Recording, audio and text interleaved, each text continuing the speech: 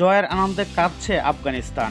এই জয় আফগানিস্তানের জন্য কতটা প্রয়োজন ছিল সেটা তাদের উদযাপন দেখলেই বোঝা যায়। এই জয় তাদের কাছে কতটা আনন্দের, কতটা আবেগের সেটা তাদের চোখের জল দেখলেই বোঝা যায়। বাংলাদেশ তো টি-20 বিশ্বকাপ থেকে বিদায় নিল, তবে আফগানিস্তান লিখল নতুন ইতিহাস। টি-20 বিশ্বকাপে সবাইকে চমকে দিয়ে সেমিফাইনাল নিশ্চিত করেছে আফগানিস্তান। তাতে অস্ট্রেলিয়াকে সাথে নিয়ে ডুবল বাংলাদেশ। লক্ষ্যটা ছিল খুবই সহজ, 12 ওভার 1 বলে করতে হবে 116 রান, কিন্তু সেটা তো পারেনি, উল্টো ম্যাচটা হেরে গিয়েছে। 105 রানের মধ্যেই অল উইকেট হয়ে গেছে বাংলাদেশ। যেন সহজ ম্যাচটা আফগানিস্তান হাতে তুলে দিল বাংলাদেশ। দেখে মনে হয়েছে কোয়ালিফাই করা কিংবা জেতার কোনো ইচ্ছাই ছিল না বাংলাদেশে।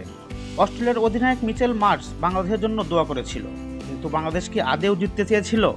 খেলা দেখে সেটা মনে হয়নি। এখন হতাশ হতেই পারেন মিচেল মার্শ, কেন আফগানিস্তান চলে গেছে সেমিফাইনালে, বাংলাদেশ বিশ্বকাপ থেকে বাদ পড়ে গেছে। বাংলাদেশের ব্যাটারদের ব্যাটিং দেখে মনে হয়েছে তারা জেতার জন্য মাঠে নামেনি, তারা জাস্ট টাইম পাস করার জন্য মাঠে নেমেছে।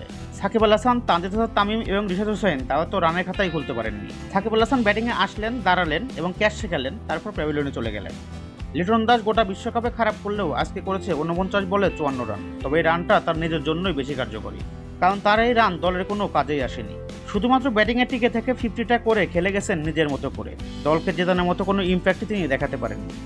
আর বাকিদের সবাই ব্যর্থ, বলার মতো কোনো ইনিংসই খেলতে পারেনি কেউ।